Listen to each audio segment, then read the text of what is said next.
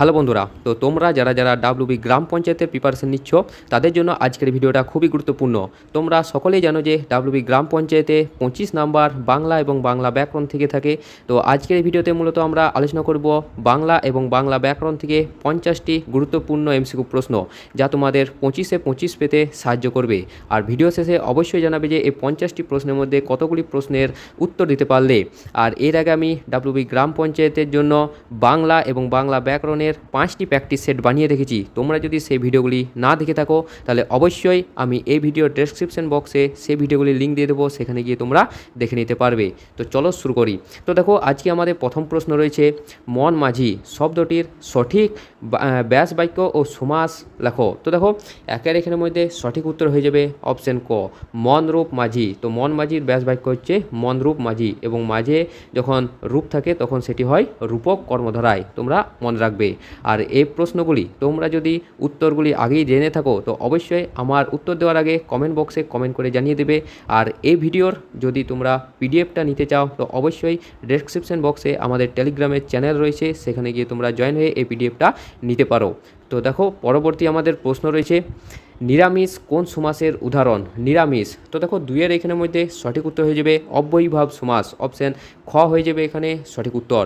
তো নিরামিষের ব্যাস বাক্য হচ্ছে আমিষের অভাব। তো শেষে যদি বা ব্যাস বাক্যে যদি অভাব থাকে তাহলে অবশ্যই সেটি হয়ে যাবে অব্যয়ীভাব সমাস। পরবর্তী প্রশ্ন দেখো রয়েছে, ত্রিফলা কোন সমাসের অন্তর্গত? ত্রিফলা এর ব্যাস বাক্য হচ্ছে তিনটি ফলের সমাহার। তো দেখো, সমাহার যদি থাকে তাহলে সেটি হয় এখানে দ্বিগু সমাস, অপশন ক হয়ে যাবে এখানে সঠিক উত্তর। তো সমাহার বা সমষ্টি অর্থে সংখ্যার ব্যবহারে এটি তিনটি ফলের সমাহার রয়েছে, যা মূলত দ্বিগু সমাসের উদাহরণ। পরবর্তী প্রশ্ন দেখো রয়েছে, বিমনা শব্দটির সঠিক ব্যাস বাক্য কোনটি? বিমনা। তো দেখো, চারের এখানে সঠিক উত্তর হয়ে যাবে বিগত হয়েছে যার মন, অপশন ক হয়ে যাবে এখানে সঠিক উত্তর। বিগত হয়েছে যার মন। তো বিগত বা অন্যমনস্ক হওয়া বোঝাতে এটি বহুব্রী সমাসের একটি উদাহরণ। নেক্সট প্রশ্ন রয়েছে, পোলান্ন কোন সমাসের উদাহরণ? পোলান্ন। তো দেখো, এখানে সঠিক উত্তর হয়ে যাবে পোলান্ন এর ব্যাস বাক্য হচ্ছে পল বা মাংস মিশ্রিত অন্ন। তো এখানে মিশ্রিত এই শব্দটি লোপ পেয়েছে, তাই জন্য এটি হয়ে যাবে মধ্যপদলোপী কর্মধারায়, অপশন খ হয়ে যাবে এখানে সঠিক উত্তর। পরবর্তী প্রশ্ন দেখো রয়েছে, বিদ্যালয় শব্দের সঠিক সন্ধি বিচ্ছেদ কোনটি? তো দেখো, বিদ্যালয় শব্দের সঠিক সন্ধি বিচ্ছেদ হচ্ছে বিদ্যাযুক্ত আলয়, অপশন ক হয়ে যাবে এখানে সঠিক উত্তর, বিদ্যাযুক্ত আলয়। পরবর্তী প্রশ্ন রয়েছে দেখো, পদ্ধতি শব্দের সঠিক সন্ধি বিচ্ছেদ কোনটি? তো দেখো, পদ্ধতি শব্দের সঠিক সন্ধি বিচ্ছেদ হচ্ছে পদযুক্ত হতি, অপশন ক হয়ে যাবে এখানে সঠিক উত্তর, পদযুক্ত হতি। তো দেখো, পরবর্তী প্রশ্ন, প্রত্যেক শব্দের সন্ধি বিচ্ছেদ কোনটি? প্রত্যেক। তো আটের এখানের মধ্যে সঠিক উত্তর হয়ে যাবে প্রতিযুক্ত এক, প্রতিযুক্ত এক, অপশন ক হয়ে যাবে এখানে সঠিক উত্তর। আর যদি তোমরা গ্রাম পঞ্চায়েতের জন্য কোনো ভালো বইয়ের সন্ধানে আছো তো আমি কতগুলি ভালো বইয়ের লিঙ্ক আমি আমার এই ডেসক্রিপশন বক্সে দেওয়া আছে, সেখানে গিয়ে তোমরা পারচেস করে নিতে পারো। তো দেখো, পরবর্তী প্রশ্ন রয়েছে আমাদের, সঞ্চয়। সঞ্চয় শব্দের সঠিক সন্ধি বিচ্ছেদ কোনটি? তো দেখো, সঞ্চয় শব্দের সঠিক সন্ধি বিচ্ছেদ হচ্ছে সম যুক্ত চয়, দন্ত সময় হসন্ত যুক্ত চয়, অপশন ক হয়ে যাবে এখানে সঠিক উত্তর। তো চ বর্গের বর্ণর পরে যদি ম থাকে তো তাহলে এই ময়ের স্থানে চ বর্গের পঞ্চম বর্ণ অর্থাৎ ইয় এটি হয়ে থাকে। পরবর্তী প্রশ্ন দেখো রয়েছে, মনীষা শব্দের সঠিক সন্ধি বিচ্ছেদ কোনটি? মনীষা। তো দেখো, 10-এর এখানের মধ্যে সঠিক উত্তর হয়ে যাবে মনীষা শব্দের সন্ধি বিচ্ছেদ হচ্ছে মনসযুক্ত ঈশা, অপশন ক হয়ে যাবে এখানে সঠিক উত্তর। মনীষা হচ্ছে মনসযুক্ত ঈশা, আর এটি একটি নিপাতনের স্নিগ্ধ ব্যঞ্জন সন্ধির একটি বিশেষ উদাহরণ। পরবর্তী প্রশ্ন, যা দীপ্ত পাচ্ছে এক কথায় প্রকাশ করলে কি হবে? তো দেখো, এবার এক কথায় প্রকাশ। তো দেখো, যা দীপ্ত পাচ্ছে তাকে এক কথায় প্রকাশ করলে হবে দেদীপ্যমান, অপশন ক হয়ে যাবে এখানে সঠিক উত্তর। তো বর্তমানে যা তীব্রভাবে আলো ছড়াচ্ছে বা দীপ্তি পাচ্ছে তাকে আমরা দেদীপ্যমান বলে থাকি। নেক্সট প্রশ্ন রয়েছে দেখো, যা অতি দীর্ঘ নয় এক কথায় প্রকাশ করলে কি হবে? যা অতি দীর্ঘ নয়। তো দেখো, 12-এর এখানের মধ্যে সঠিক উত্তর হয়ে যাবে নাতি দীর্ঘ, অপশন ক হয়ে যাবে এখানে সঠিক উত্তর। তো নাতি শব্দের অর্থ হচ্ছে অল্প বা নয়, অর্থাৎ যা খুব বেশি লম্বা বা বড় নয় তাকে মূলত আমরা নাতি দীর্ঘ বলে থাকি। পরবর্তী দেখো, যার কোনো উপায় নেই তাকে এক কথায় প্রকাশ করলে কি হবে, যার কোনো উপায় নেই। তো দেখো 13 এখানের মধ্যে সঠিক উত্তর হয়ে যাবে যার কোনো উপায় নেই, তাকে আমরা অনেক সময় বলে থাকি নিরুপায়। অপশান ক হয়ে যাবে এখানে সঠিক উত্তর। তো কোনো বিকল্প রাস্তা বা উপায় না থাকলে তাকে আমরা এক কথায় এই নিরুপায় বলে থাকি। নেক্সট প্রশ্ন দেখো রয়েছে আমাদের, উপকারীর অপকার করে যে তাকে এক কথায় প্রকাশ করলে কি হবে। তো দেখো উপকারীর অপকার করে যে তাকে এক কথায় প্রকাশ করলে হবে কৃতজ্ঞ। অপশান ঘ হয়ে যাবে এখানে সঠিক উত্তর। তো উপকার স্বীকার না করলে অকৃতজ্ঞ হয়, আর উপকারীর ক্ষতি বা অপকার করলে তাকে কৃতজ্ঞ বলা হয়ে থাকে। পরবর্তী প্রশ্ন, ময়ূরের ডাক একে এক কথায় প্রকাশ করলে কি বলে। তো দেখো ময়ূরের ডাককে এক কথায় বলা হয় কেকা। অপশান ক হয়ে যাবে এখানে সঠিক উত্তর। তো ময়ূরের সুমধুর ডাক বা আওয়াজকে বাংলা ব্যাকরণে কেকা বলা হয়ে থাকে। পরবর্তী প্রশ্ন দেখো রয়েছে, আকাশ কুসুম প্রবাদটির সঠিক অর্থ কী। তো দেখো আকাশ কুসুম, তো আমরা অনেক সময় বলি দেখো আকাশ কুসুম ভাবছে ছেলেটা, তো এখানে আকাশ কুসুম বলতে বোঝানো হয়েছে অসম্ভব কল্পনা। অপশান ক হয়ে যাবে এখানে সঠিক উত্তর। যা বাস্তবে কখনো সম্ভব নয় এমন কোনো অলীক বা অসম্ভব কল্পনা করাকে আমরা আকাশ কুসুম বলা হয়ে থাকে। পরবর্তী প্রশ্ন দেখো রয়েছে, কূপমণ্ডূক বলতে কি বোঝায়। তো দেখো কূপমণ্ডূক বলতে সাধারণত বোঝায় এখানে সীমাবদ্ধ জ্ঞান সম্পন্ন বা সংকীর্ণমনা ব্যক্তি। অপশান খ হয়ে যাবে এখানে সঠিক উত্তর। তো কুয়োর ব্যাঙ যেমন কুয়োটাকে পৃথিবী ভাবে, তেমনি সংকীর্ণ জ্ঞানের মানুষকে কূপমণ্ডূক বলা হয়ে থাকে, অবশ্যই মনে রাখবে। পরবর্তী প্রশ্ন দেখো রয়েছে, ঝোপ বুঝে কোপ মারা তো প্রবাদটির অর্থ কী। তো দেখো ঝোপ বুঝে কোপ মারা এই প্রবাদটির অর্থ হচ্ছে সুযোগ মতো কাজ করা। অপশান ক হয়ে যাবে এখানে সঠিক উত্তর। তো উপযুক্ত পরিস্থিতি বা সঠিক সুযোগের অপেক্ষায় থেকে নিজের কাজ হাসিল করাকে মূলত বলা হয় ঝোপ বুঝে কোপ মারা। নেক্সট প্রশ্ন, বিড়াল তপস্বী প্রবাদটির অর্থ কী। তো দেখো বিড়াল তপস্বী কথাটির অর্থ হচ্ছে ভণ্ড সাধু। অপশান ক হয়ে যাবে এখানে সঠিক উত্তর। তো ভণ্ড সাধু অর্থাৎ বাইরে সাধুর মতো ভেগ বা রূপ ধরলেও ভিতরে যে আসলে অত্যন্ত দুষ্ট বা লোভী তাকে মূলত বলা হয় ভণ্ড সাধু। পরবর্তী প্রশ্ন, তাসের ঘর প্রবাদটির সঠিক অর্থ কোনটি। তাসের ঘর, তো দেখো এখানে সঠিক উত্তর হয়ে যাবে ক্ষণস্থায়ী বস্তু। অপশান ক হয়ে যাবে এখানে সঠিক উত্তর। তো তাসের তৈরি ঘরের মতোই যা অত্যন্ত দুর্বল এবং যে কোনো মুহূর্তে ভেঙে পড়তে পারে, তাই একে ক্ষণস্থায়ী বস্তুর সঙ্গে তুলনা করা হয়। নেক্সট প্রশ্ন রয়েছে, দর্শন শব্দের সঠিক প্রকৃতি ও প্রত্যয় কোনটি। তো দেখো দর্শন শব্দের সঠিক প্রকৃতি ও প্রত্যয় হচ্ছে দৃশযুক্ত অনট। অপশান ক হয়ে যাবে এখানে সঠিক উত্তর। তো দর্শন শব্দের মূল ধাতু হচ্ছে দৃশ ধাতু এবং এর সাথে কৃত প্রত্যয় এই অনট যুক্ত হয়ে দর্শন হয়েছে। নেক্সট প্রশ্ন দেখো রয়েছে, পাঠক শব্দের সঠিক প্রকৃতি ও প্রত্যয় কোনটি। পাঠক, তো দেখো পাঠক শব্দের সঠিক প্রকৃতি ও প্রত্যয় হচ্ছে পট যুক্ত নক। অপশান খ হয়ে যাবে এখানে সঠিক উত্তর। তো পট ধাতুর সাথে নক বা অক প্রত্যয় যুক্ত হয়ে এই পাঠক শব্দটি গঠিত হয়েছে। নেক্সট প্রশ্ন রয়েছে, শ্রবণ শব্দের সঠিক প্রকৃতি ও প্রত্যয় কোনটি। শ্রবণ শব্দের, তো দেখো 23 এখানের মধ্যে সঠিক উত্তর হয়ে যাবে শ্রুযুক্ত অনট। অপশান ক হয়ে যাবে এখানে সঠিক উত্তর। তো শ্রু ধাতুর অর্থ শ্রোণা এবং তার সাথে অনট যুক্ত হয়ে এই শ্রবণ পদটি গঠন হয়েছে। নেক্সট প্রশ্ন রয়েছে, চলতি শব্দের সঠিক প্রকৃতি ও প্রত্যয় কোনটি। চলতি শব্দের, তো দেখো চলতি এর সঠিক প্রকৃতি ও প্রত্যয় হচ্ছে চলযুক্ত তি। চলযুক্ত তি। অপশান ক হয়ে যাবে এখানে সঠিক উত্তর। তো চল ধাতুর সাথে এই তি যুক্ত হয়ে চলতি শব্দটি নিষ্পন্ন হয়েছে।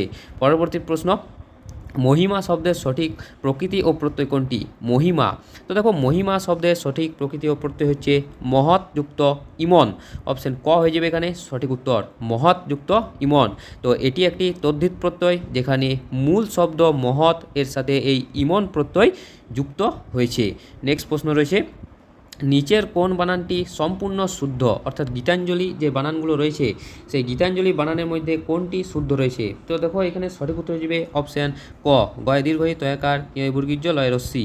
তো অপশান ক হয়ে যাবে এখানে সঠিক উত্তর। নেক্সট প্রশ্ন দেখো রয়েছে, নিচের কোন বানানটি শুদ্ধ। তো দেখো আশিস, এখানে নিচের কোন বানানটি শুদ্ধ।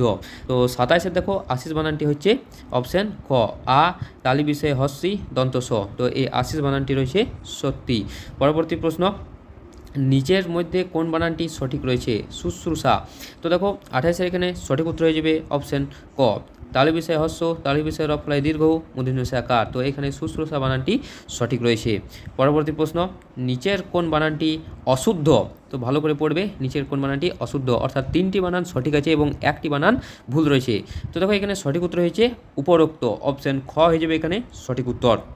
তো ব্যাকরণভাবে উপরোক্ত শব্দটি অশুদ্ধ আর এর সঠিক রূপ তো হচ্ছে উপরযুক্ত, উপরযুক্ত হচ্ছে এখানে সঠিক। পরবর্তী প্রশ্ন, নিচের মধ্যে কোন বানানটি শুদ্ধ রয়েছে? তো দেখো উত্তরাধিকারিণী, তো এখানে কোন বানানটি শুদ্ধ রয়েছে? তো এখানে 30-এর সঠিক উত্তর হয়ে যাবে অপশান ক। অপশান ক হয়ে যাবে এখানে সঠিক উত্তর, মূর্ধন্য সে দীর্ঘই।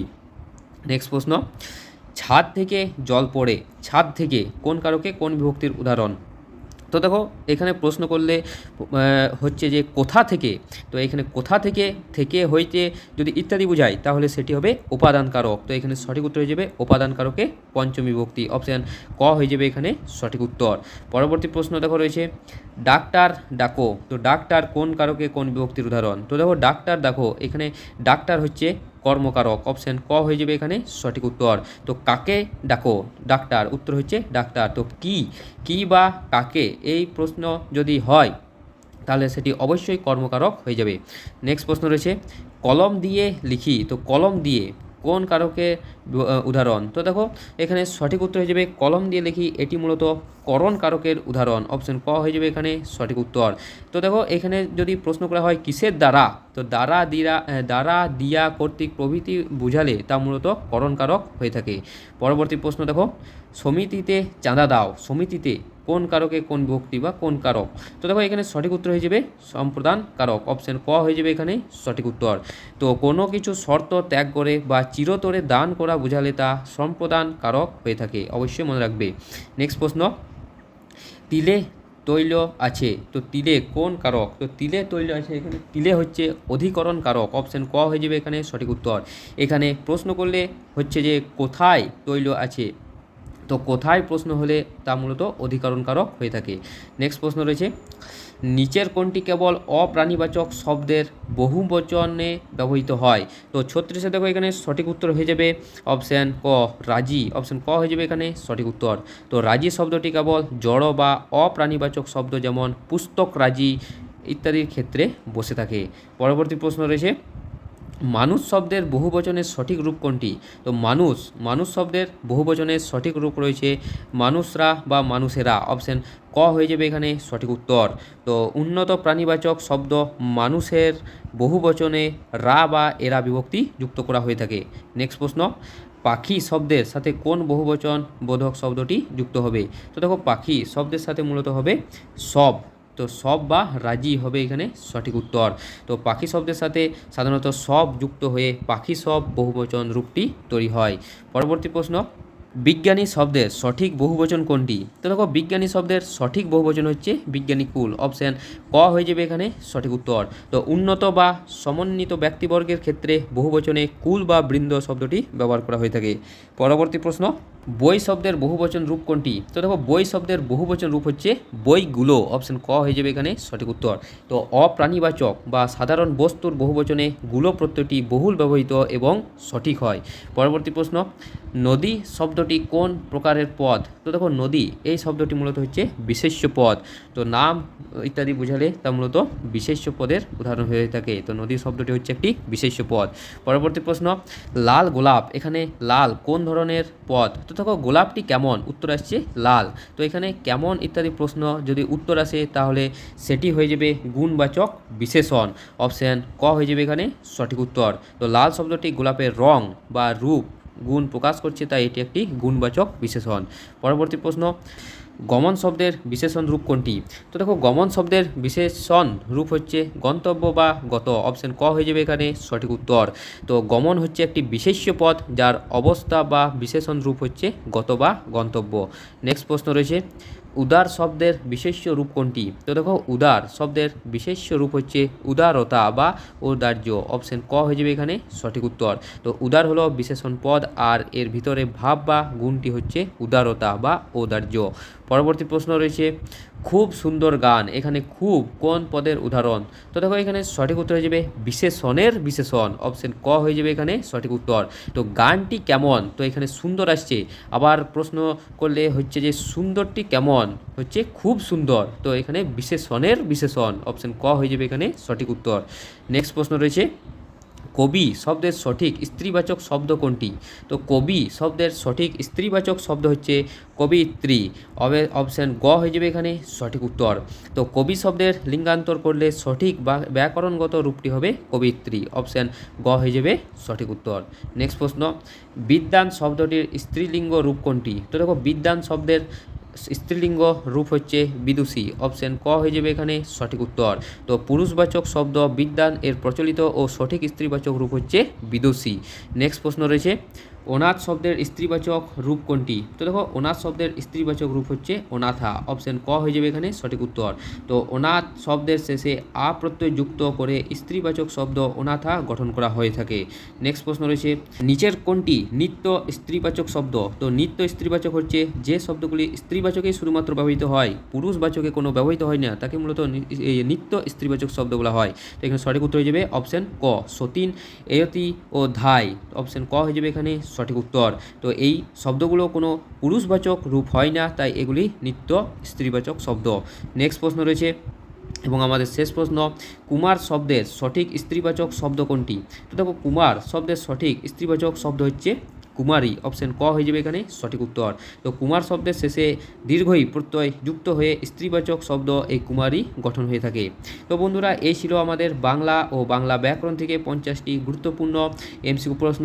তোমরা যদি এই 50টির মধ্যে 40টির বেশি প্রশ্নের উত্তর দিতে পারো তো অবশ্যই তা কমেন্ট বক্সে কমেন্ট করে জানিয়ে দাও।